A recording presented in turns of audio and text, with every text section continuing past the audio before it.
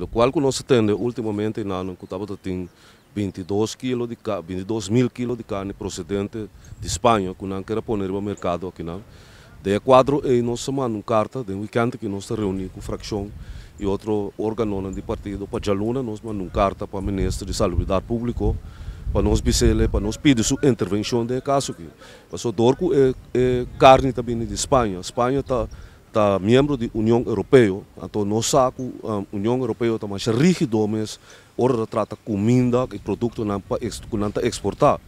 Então, dorco nós compreender que a carne também de Espanha, então nós que via de ministro de Volks que são para manda uma carta ou fazer uma denúncia na União Europeia tem quadro que pensa que não põe 22 mil quilos de carne no nosso mercado aqui que não está bom como diz etiquetar.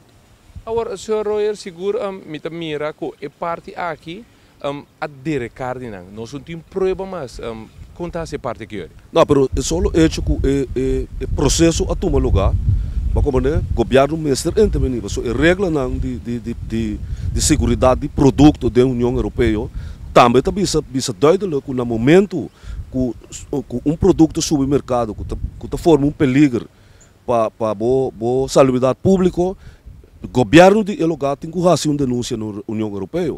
Tá pensei de quadro aqui, já luna nós entregar a carta para a carta e a ser que ministro, esta para o ministro intervenir mesora de caso aqui. Nós está trampando ainda com Claro, o processo está canando agora aqui. De facto o governo tem coisa que o governo ministerial se assumir escapa. Pero, botem que uma honor na verdade, no sentido que o governo a iniciar o processo de controle e essa aqui está parte do processo de controle.